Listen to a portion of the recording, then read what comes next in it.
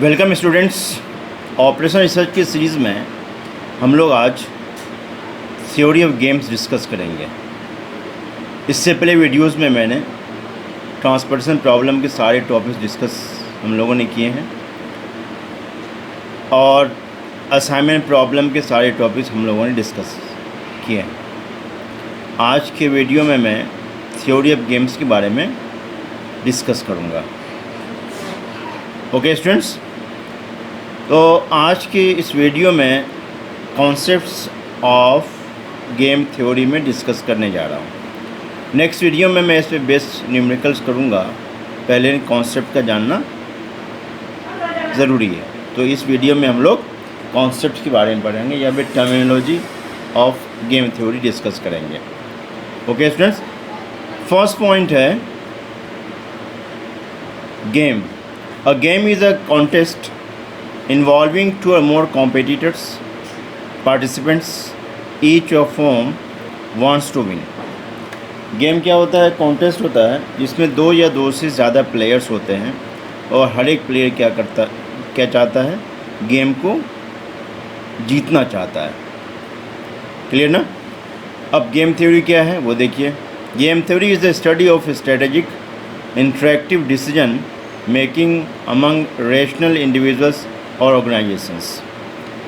Game theory is a mathematical model that provides tools for analyzing situations in which players make decisions that are interdependent।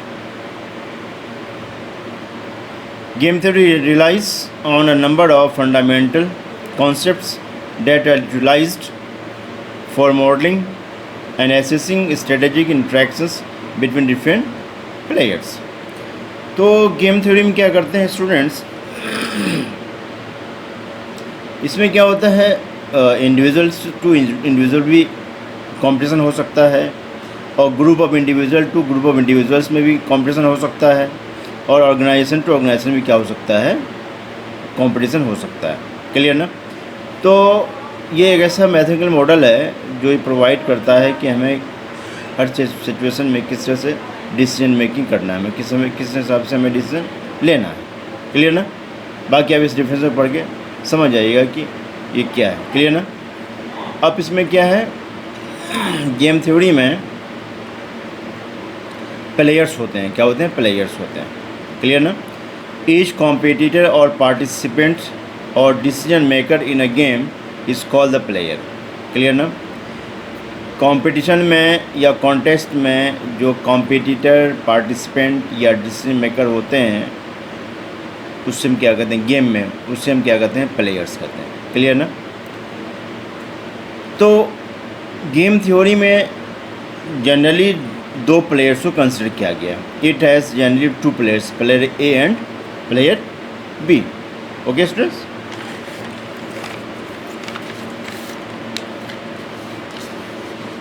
Next topic देख लीजिए, strategies. The alternative courses of action available to a player are refer to as his strategies. Strategies का मतलब क्या होता है? Course of actions.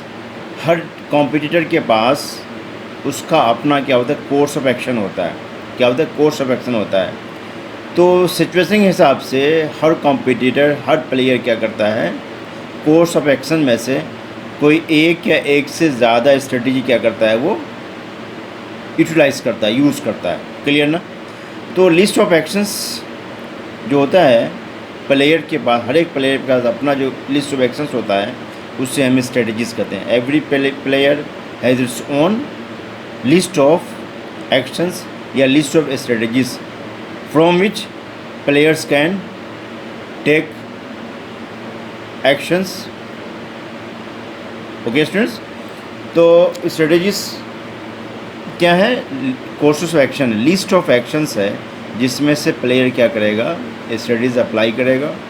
ठीक है, और गेम को विन करना चाहेगा। हर प्लेयर अपने अपने हिसाब से क्या करता है?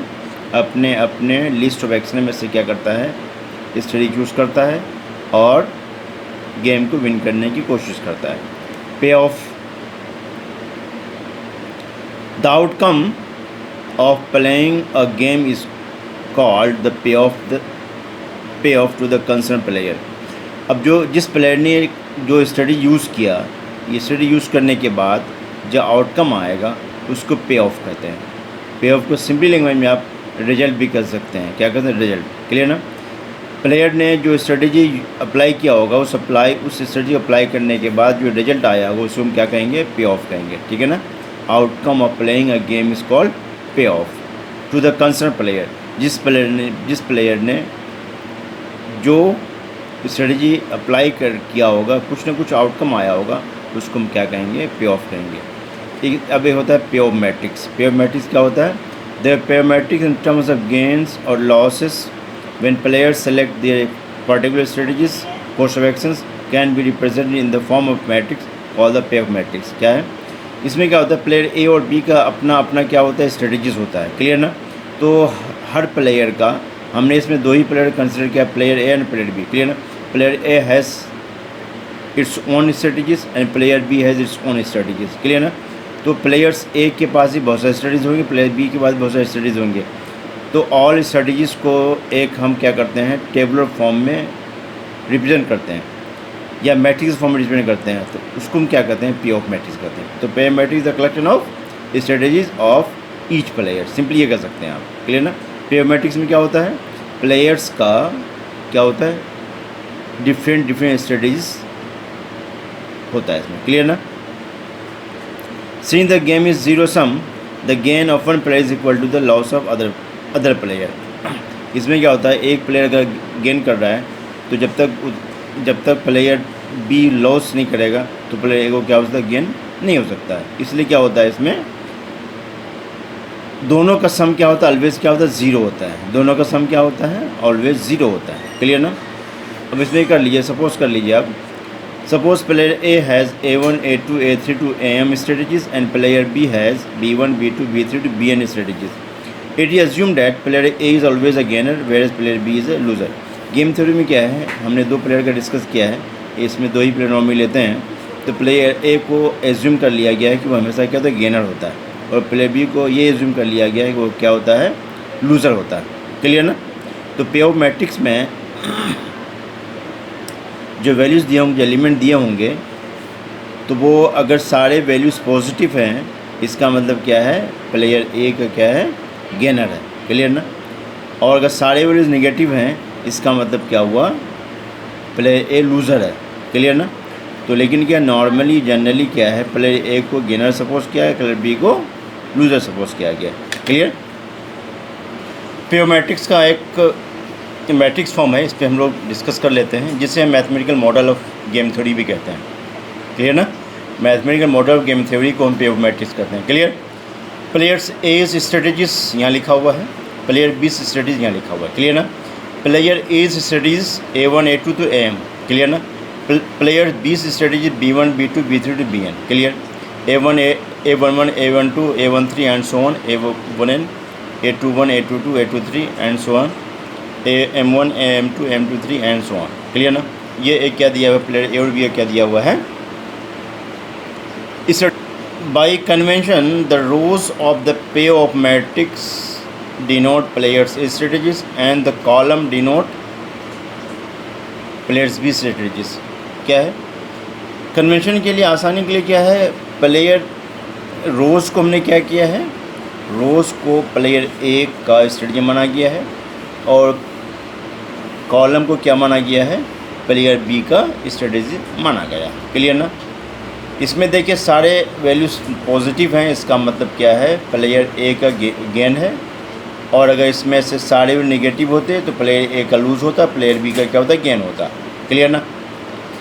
अब नेक्स्ट पॉइंट देखिए, मैक्सिमिन एंड मिनिमैक्स प्रिंसिपल क्या होता है? ठीक है ना? The maximum of the minimum gains is called the maximin value of the game and the corresponding strategy is called the maximin strategy. इसमें क्या करते हैं? मैक्सिमिन में क्या करते हैं? मिनिमम वैल्यू में से मैक्सिमम लेते हैं। क्या करते हैं? मिनिमम वैल्यू में से मैक्सिमम लेते हैं। क्लियर ना? रो वाइज जब हम क्वेश्चन सॉल्व करेंगे तो रो वाइज क्या करेंगे? मिनिमम वैल्यू को लेंगे, मिनिमम वैल्यू में से जो मैक्सिमम होगा उसे हम मैक्सिमिन कहते हैं। क्लियर ना? इसमें क्या होता है? maximum or the minimum gains is called the maximum value of the game and the corresponding study is called the maximum study. उसी तरीके से similarly the minimum of the maximum losses is called the minimax value of the game and the corresponding strategy is called the minimax. इसमें क्या करते हैं, maximum value में से all maximum value में से मिनिमम को चूज़ करते हैं, ऑल मैक्सिमम वैल्यू में से मिनिमम वैल्यू को चूज़ करते हैं. तो ऑल मैक्सिमम वैल्यू से मिनिमम वैल्यू चूज़ करेंगे उससे हम मिनीमैक्स कहेंगे. क्लियर ना. फर्स्ट केस में क्या था, ऑल मिनिमम वैल्यू में से मैक्सिमम वैल्यू चूज़ करना है, ठीक है ना, तो उसे हम मैक्सिमिन कहेंगे. क्लियर ना. जब हम क्वेश्चन सॉल्व करेंगे तो वहाँ इसकी हमें नीड होगी, तो इसलिए आपको समझ जाइए क्या चीज़ होता है ना. मिनिमम वैल्यू में से मिनिमम गेंस में से हमें मैक्सिमम गेन को लेना है. क्लियर ना. जिसे हम मैक्सिमिन कहेंगे. क्या कहेंगे, मैक्सिमिन. क्लियर ना. इसके केस में क्या है, मैक्सिमम वैल्यूज़ में से मिनिमम, मैक्सिमम लॉसेस में से मिनिमम लॉस को लेना है. क्लियर ना. मैक्सिमम लॉस में से मिनिमम लॉस को लेना है, जो जिसमें सबसे कम लॉस हुआ होगा उसी को लेना है. क्लियर ना. तो मैक्सिमम लॉसेस में से मिनिमम लॉस को क्या करना है, चूज़ करना है, जिससे हम क्या कहेंगे, मिनीमैक्स स्ट्रेटजी कहेंगे. क्लियर ना. अब हम बात करते हैं सेडल पॉइंट. सेडल पॉइंट क्या है वो देख लीजिए. A saddle point of a game is that place in the पे of matrix where the maximin is equal to the minimax. क्या मतलब हुआ, जब हमारे पास जो पे ऑफ मैट्रिक्स दी हुई होगी उस पे ऑफ मैट्रिक्स में हम पहले मैक्सिमिन निकालेंगे, मिनीमैक्स निकालेंगे. क्या निकालेंगे, मैक्सिमिन निकालेंगे और मिनीमैक्स निकालेंगे. क्लियर ना. मैक्सिमिन कहाँ से निकालते हैं, मिनिमम में से मैक्सिमम निकालते हैं, मिनीमैक्स में से मैक्सिमम से मिनिमम लेते हैं. क्लियर ना. तो जो हमारे पास पे ऑफ मैट्रिक्स दी होगी, ठीक है, तो वहाँ पे मैक्सिमिन निकालेंगे और मिनीमैक्स निकालेंगे. अगर दोनों इक्वल है आपस में, ठीक है, दोनों आपस में इक्वल है, द पे of at the saddle point is called the value of the game and the corresponding strategy are called the pure strategy. इसका मतलब ये हुआ, अगर maximin is equal to minimax के हो जाए तो इसका मतलब हमें क्या हुआ, सेडल पॉइंट मिल जाता है हमें. ठीक है ना. If the value of maximin is equal to the value of minimax then saddle point exist in the given game theory. Clear ना. अगर दोनों इक्वल हो जाता है तो हमें सेडल पॉइंट मिल जाता है, तो यहाँ पे हम ऑप्टिमल सॉल्यूशन निकाल सकते हैं. अगर ये आपस में इक्वल नहीं हुआ, मतलब maximin is not equal to minimax, then saddle point does not exist. Clear ना. तो ये बात याद रखिएगा कि हम जब गेम थ्योरी क्वेश्चन सॉल्व करेंगे तो उसमें सेडल पॉइंट का बहुत ज़्यादा इंपॉर्टेंस है, इसे समझिए इस उसको आप. तो मैक्सिमिन का वैल्यू अगर मिनीमैक्स के इक्वल हो जाए, इसका मतलब क्या है, वो गेम थ्योरी क्या करेगा, सेडल पॉइंट एग्जिस्ट करेगा, अदरवाइज सेडल पॉइंट एग्जिस्ट नहीं करेगा. ठीक है ना. तो the pay of at the saddle point is called the value of game. अब क्या है, मैक्सिमिन और मिनीमैक्स का वैल्यू इक्वल हो गया, जिस सेल में दोनों का वैल्यू करस्पॉन्डिंग होगा उसको हम वैल्यू ऑफ गेम कहेंगे. Value of game is the intersecting point of maximin value and minimax value. Clear ना. वैल्यू ऑफ गेम क्या हो गया, मैक्सिमिन एंड मिनीमैक्स का करस्पॉन्डिंग वैल्यू इन द पे of matrix is called value of game. Clear ना. And the corresponding strategies are called the pure strategies. Saddle point अगर maximin is equal to minimax हो गया, इसका मतलब saddle point exist करेगा. तो saddle point exist करेगा, इसको हम प्योर स्ट्रेटेजीज कहते हैं. क्या कहते हैं, प्योर स्ट्रेटेजीज कहते हैं. क्या कहते हैं गाइस, प्योर स्ट्रेटेजीज. ठीक है ना. अगर प्योर स्ट्रेटेजीज है, इसका मतलब सेडल पॉइंट हमें मिल गया. अगर सेडल पॉइंट नहीं मिला, इसका मतलब प्योर स्ट्रेटेजीज निकल आएगा. ठीक है ना. वो कुछ और कहलाएगा, जिसे हम मिक्स स्ट्रेटेजीज कहते हैं. ठीक है ना. Pure strategies with saddle point. Clear ना. जब भी प्योर स्टडीज़ होगा तो सेडल पॉइंट एग्जिस्ट करेगा, सेडल पॉइंट एग्जिस्ट करेगा तो प्योर स्टडीज़ होगा. ये याद रखिएगा. क्लियर ना. वैल्यू ऑफ गेम कैसे निकालते हैं, value of game, if the game has a saddle point then the value of the cell at the saddle point is called the value of the game. It is denoted by capital B. Clear ना. अगर आपको saddle point मिल जाता है तो saddle point जिस cell पे एक दूसरे को इंटरसेक्ट कर रहा है, या फिर the game has a saddle point then the value of the cell at the saddle point is called the value of the game. Saddle point कब मिलेगा हमें, जब maximin is equal to minimax हो जाएगा. तो maximin is equal to minimax हो जाएगा, तो दोनों का करस्पॉन्डिंग सेल वैल्यू जो आएगा, मैक्सिमिन और मिनीमैक्स का जो करस्पॉन्डिंग सेल वैल्यू आएगा उसी को वैल्यू ऑफ गेम कहते हैं, जिससे हम क्या करते हैं बीच करते हैं। हर क्वेश्चन में गेम थ्योरी के हर क्वेश्चन में हमें वैल्यू ऑफ गेम निकालना पड़ता है। वैल्यू ऑफ गेम कब निकलेगा? जब हमारे पास सैडल पॉइंट होगा। सैडल पॉइंट कब होगा? जब maximin is equal to minimax होगा। क्लियर ना?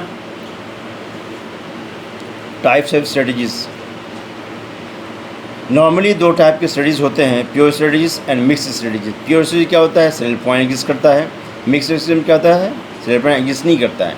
तो pure strategies with saddle point, mix strategies without saddle point. Clear ना? प्योर स्ट्रेटजीज,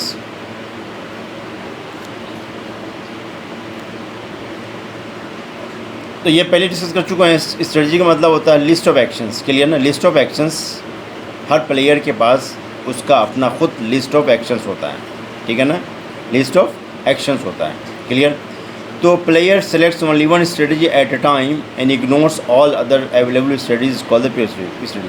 प्योर स्ट्रेटजी मतलब कि ये हुआ स्टूडेंट्स के लिस्ट ऑफ एक्शन में से एक वक्त में सिर्फ एक स्ट्रेटजी अडॉप्ट कर सकता है कोई भी प्लेयर। प्लेयर ए और बी कोई भी हो सकता है। प्लेयर ए और बी के पास अपना खुद का लिस्ट ऑफ एक्शंस होगा, लिस्ट ऑफ स्ट्रेटजीज़ होगी। उस लिस्ट ऑफ स्ट्रेटजीज़ में वो एक वक्त में सिर्फ एक स्ट्रेटजी क्या करता है? अडॉप्ट कर सकता है, अप्लाई कर सकता है। उसको प्योर स्ट्रेटजी कहते हैं। क्या कहते हैं? Pure strategy. तो प्योर स्ट्रेटजी में एक वक्त में सिर्फ और सिर्फ एक स्ट्रेटजी हम अप्लाई कर सकते हैं, एक से ज़्यादा स्ट्रेटजी हम अप्लाई नहीं कर सकते हैं। क्लियर ना? तो गेम विथ प्योर स्ट्रेटजीज इस डिटर्मिनिस्टिक गेम्स होता है। ठीक है ना? प्योर स्ट्रेटजी के साथ जो गेम होता है वो क्या होता है? डिटर्मिनिस्टिक होता है।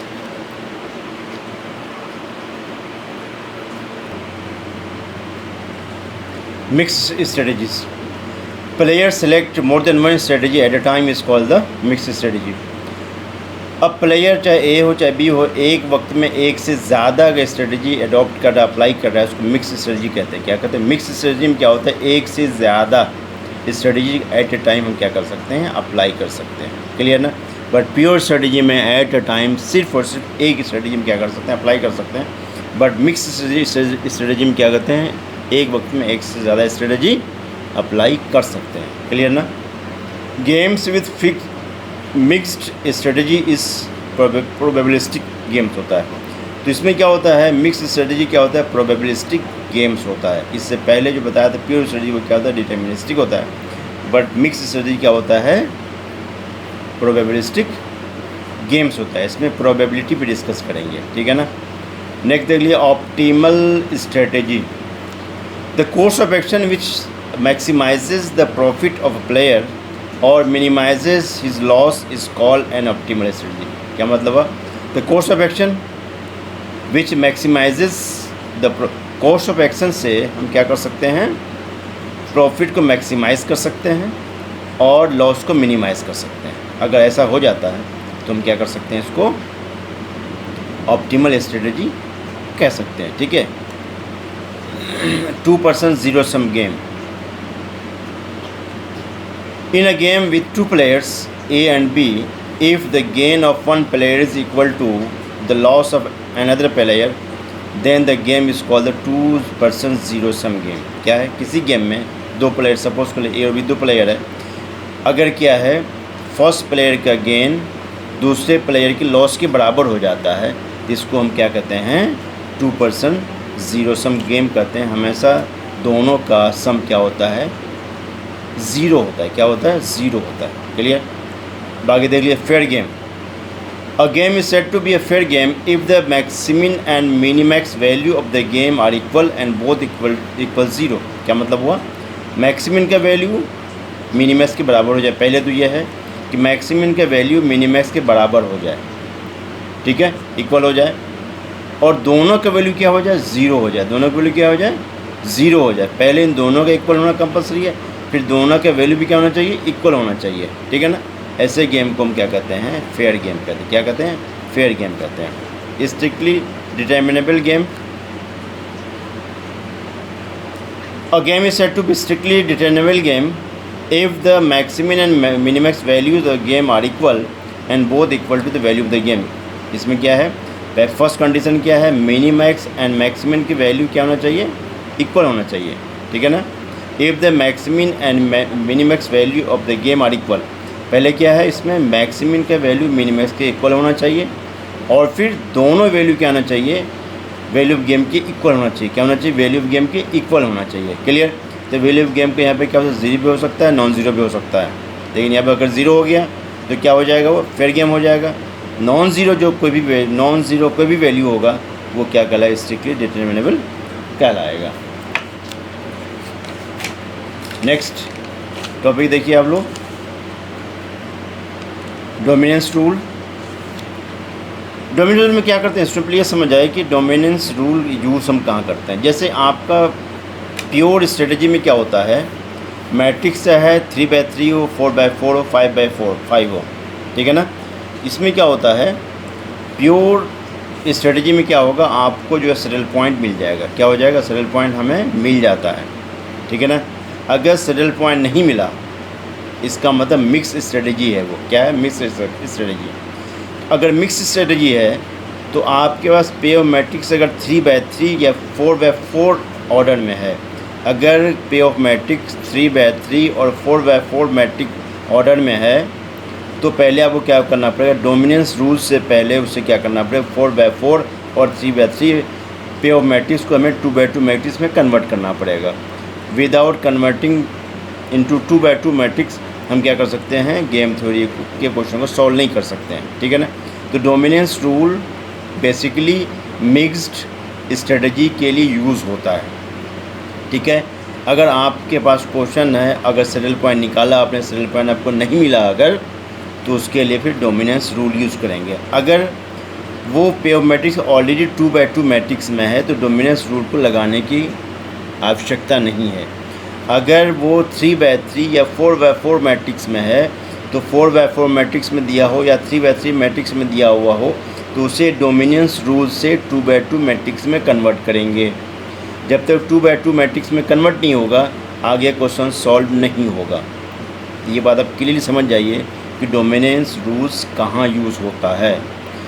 अगर हमने सैडल पॉइंट निकाला और सैडल पॉइंट अगर हमें नहीं मिला, सैडल पॉइंट कैसे नहीं मिलेगा, मैक्सिमम का वैल्यू मिनिमैक्स से इक्वल नहीं हुआ अगर, इसका मतलब saddle point does not exist. जब सैडल पॉइंट एग्जिस्ट नहीं कर रहा है तो क्या करेंगे, फिर हम डोमिनेंस रूल यूज़ करेंगे। क्या करेंगे, डोमिनेंस रूल यूज़ करेंगे। अगर पे of matrix already 2x2 matrix में है तो उसमें डोमिनेंस रूल यूज़ नहीं करना है। डोमिनेंस रूल्स कहाँ यूज़ करते हैं, पे ऑफ मैट्रिक्स को 2x2 मैट्रिक्स में कन्वर्ट करने के लिए यूज़ करते हैं। पे ऑफ मैट्रिक्स को 2x2 मैट्रिक्स में कन्वर्ट करने के लिए डोमिनेंस रूल यूज़ करते हैं। अगर पे ऑफ मैट्रिक्स 2x2 ऑर्डर में है तो मैं डोमिनेंस रूल्स नहीं लगाना है। 3x3 ऑर्डर में अगर है, 4x4 ऑर्डर में पे ऑफ मैट्रिक्स है, तो हमें क्या करना है, इससे हमें 2x2 मैट्रिक्स में कन्वर्ट करना है। कन्वर्ट कैसे करना वो देखिए। The rules of dominance are use to reduce the size of the पे of matrix. Pay of matrix के साइज़ को क्या करना है, रिड्यूस करने के लिए रूल्स ऑफ डोमिनेंस यूज़ करते हैं। तो रिड्यूस कहाँ तक करना है, 2x2 मैट्रिक्स तक लेके आना है। This rules help in deleting certain rows और कॉलम्स ऑफ द पे ऑफ मैट्रिक्स।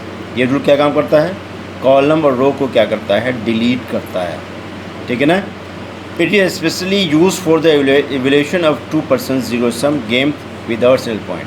ये नॉर्मली कहाँ यूज़ होता है, विदाउट सैडल पॉइंट में ये यूज़ होता है। अब ये देखिए कि इसका रूल क्या है, क्योंकि हमें क्या करना है, रोज़ एंड कॉलम को डिलीट करना है। तो रोज़ के लिए क्या रूल है, कॉलम्स के लिए क्या रूल है, ये समझिए आप, ये इंपॉर्टेंट है।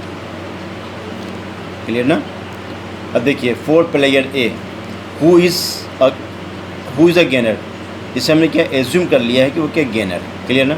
X less than Y, all elements in row X are less than और equal elements in row Y, hence row X is dominated by row Y, deleted the dominate row. इसमें क्या करते हैं, रो वाइज एग्जामिन करते हैं। क्या करते हैं, रो वाइज एग्जामिन करते हैं। जिस रो के सारे एलिमेंट्स अदर रोज के एलिमेंट से छोटा होगा। क्या बोला मैंने, किसी एक रो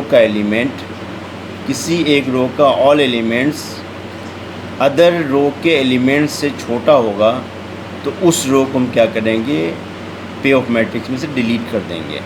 क्या कर देंगे, डिलीट कर देंगे। लिखा है ना, X is less than equal to Y. इसका मतलब एक्स क्या है, एक्स क्या है, रो है, वाई क्या है, कॉलम है। तो उस रो को लेना है जिसके सारे वैल्यूज़ क्या हैं, किसी और रो से छोटे होंगे। सारे वैल्यूज़, ये नहीं कि 5 में से 3, 5 में से 4, नहीं, all values must be less than equal to other values of the row. Clear ना। तो किसी एक रो के सारे एलिमेंट्स किसी अदर रोज़ के एलिमेंट्स से छोटे होंगे तो वो रो क्या हो जाएगा, डिलीट हो जाएगा। ठीक है ना। उसी तरीके से अब आ जाइए for player B who is a loser. हमने इसे क्या किया है, इसे लूज़र सपोज कर लिया है, assume to be a loser. X greater than Y, all elements in column X are greater than equal then element is in column Y deleted the dominated column. क्या मतलब हुआ, रो में क्या किया था, जिस रो का सारा एलिमेंट्स किसी और रो से छोटा था तो वो एलिमेंट क्या हो गया, वो रो क्या डिलीट हो गया था। कॉलम में क्या करते हैं, जिस कॉलम के सारी वैल्यूज़, ठीक है, जिस कॉलम के सारे वैल्यूज़ किसी और कॉलम के सारे वैल्यूज़ से बड़े होंगे तो जो बड़े होंगे वो क्या होंगे, डिलीट हो जाएंगे। वो क्या हो जाएंगे, डिलीट हो जाएंगे। क्लियर ना, बात में आ गई। ये डोमिनेंस रूल कहलाता है।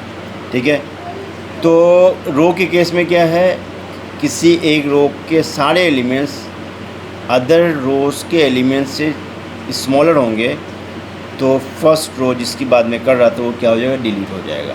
कॉलम के केस में क्या है, जिस कॉलम के सारे वैल्यूज़ अदर कॉलम के वैल्यूज से बड़े होंगे तो जिस कॉलम के सारे एलिमेंट्स बड़े होंगे वो कॉलम क्या हो जाएगा, पे ऑफ मैट्रिक्स से डिलीट हो जाएगा। ओके स्टूडेंट्स, तो आज की इस वीडियो में मैंने सारे basics concepts terminology of game theory discuss किया है।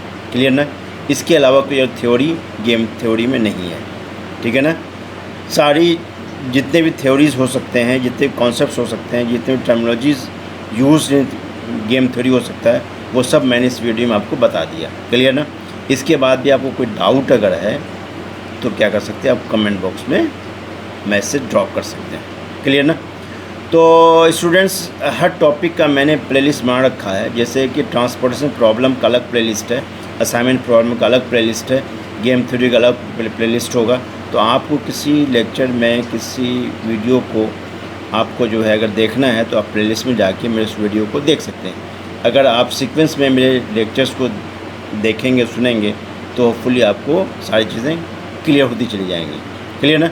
इसके अलावा कोई डाउट अगर है तो आप मेरे कमेंट बॉक्स में क्या कर सकते हैं, अपना मैसेज ड्रॉप कर सकते हैं। ओके स्टूडेंट्स, नेक्स्ट वीडियो में इस पर हम क्या करेंगे, क्वेश्चन सॉल्व करेंगे। एग्ज़ाम में नॉर्मली क्या आता है, pure strategies and mix strategies पे क्वेश्चन आता है। किस पे आता है, pure strategy and mix strategy में क्या होता है, क्वेश्चन आता है। प्योर स्ट्रेटजी में तो हम सिंपली सॉल्व कर लेते हैं। मिक्स स्ट्रेटजी के जो क्वेश्चंस होते हैं वो अगर 2x2 मैट्रिक्स में है तो उसे 2x2 मैट्रिक्स में कन्वर्ट नहीं करना है, ऑलरेडी है। अगर 3x3 और 4x4 मैट्रिक्स है तो उसे हम क्या करेंगे, रूल्स ऑफ डोमिनेंस से क्या करेंगे, 2x2 मैट्रिक्स में कन्वर्ट करेंगे। फिर उसके बाद ऑडमेंट्स एक रूल है, उस रूल के अकॉर्डिंग क्या करते हैं, वैल्यू ऑफ गेम निकालते हैं और फिर प्रोबेबिलिटी निकालते हैं। नेक्स्ट लेक्चर में मैं इस पर क्या करूँगा, pure studies and mix studies में क्या करूँगा, क्वेश्चन सॉल्व करूँगा। तो होपफुली आपको समझ में आ जाएगा। ओके स्टूडेंट्स, तो आपसे ये रिक्वेस्ट है कि ये जो वीडियो हमारा है इसे आप अपने सर्किल में क्या है सर्कुलेट कीजिए, शेयर कीजिए, लाइक कीजिए और मेरे चैनल को सब्सक्राइब कीजिए। Okay, thank you, bye.